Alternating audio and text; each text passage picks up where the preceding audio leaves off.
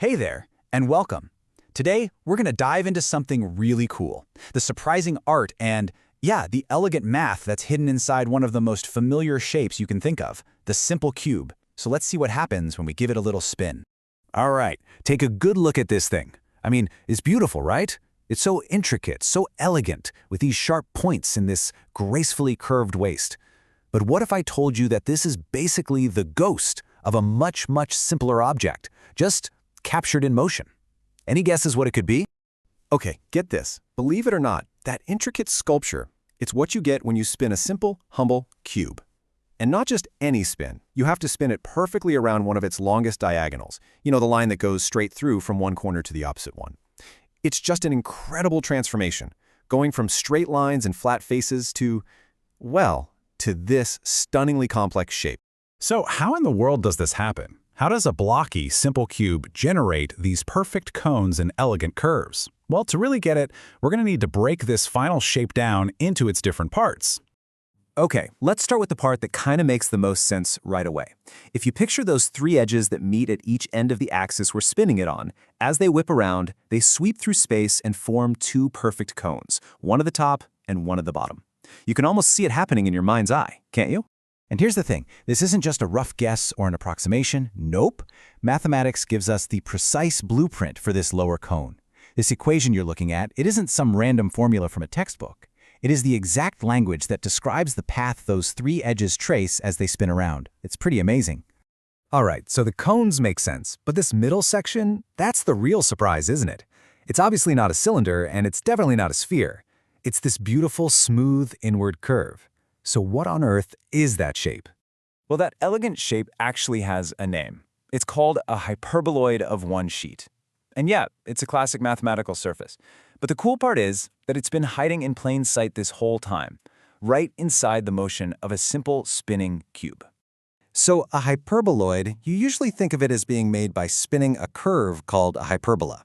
But it has this amazing secret. You can also create this exact same curved shape by spinning a, wait for it, perfectly straight line. The only trick is that line has to be tilted at an angle to the axis you're spinning around. It can never touch the axis, and it can't be parallel to it. This whole idea has a name. It's called a ruled surface, and it is brilliant. That smooth curve you see in the middle, it's kind of an illusion. It's actually woven from the perfectly straight paths of the cube's six middle edges as they spin. You know, think about the strings on a harp. It's just a bunch of straight lines, but together they create this beautiful sweeping curve. Same idea here. To really wrap your head around it, mathematicians do what they do best. They break it down. By just analyzing the path of a single one of those middle edges as it rotates, you can use some core geometric principles to precisely map out the entire curved surface that it creates. It's all in there. And, you guessed it, that analysis leads us right here, to the final piece of our puzzle. Just like we had for the cones, this equation provides the perfect blueprint for that hyperboloid waist. So now we have the complete mathematical description for this entire beautiful shape. How cool is that? Okay, so we've got the math. That's awesome. But how do we get from these equations on a screen to a physical object, something you can actually hold in your hand? Well, the answer is in this really fascinating process that combines good old-fashioned intuition, digital simulation, and of course, modern technology. This journey, from just a simple idea to a physical thing, it really has four key steps. First, it all kicks off with some hands-on intuition. Then, that feeling gets translated into a perfect digital simulation. After that, it gets refined in 3D design software before finally becoming a real, tangible creation. And it really does all start right here, with something so simple and playful. Just a toy cube threaded onto a string. You give it a spin, and you get this blurry, kinda intuitive sense of the shape. This is the spark. This is where the curiosity really begins. So, after that, we turn to technology. There's this dynamic math software called GeoGebra, and it lets us create a perfect digital simulation. We can spin a virtual cube and literally trace the paths of all its edges, and boom, it reveals the cones and the hyperboloid with absolute perfect clarity. Now that we understand the shape perfectly, it's time for what's called computer-aided design, or CAD software. This is the step where all that abstract math gets translated into a super precise digital blueprint. We're basically getting it ready for the real world. And here it is, the final and frankly amazing step, 3D printing. It takes that digital file and just brings it to life. An abstract mathematical idea, something born from just spinning a simple cube, is now a real physical object that you can actually see and touch. It's incredible.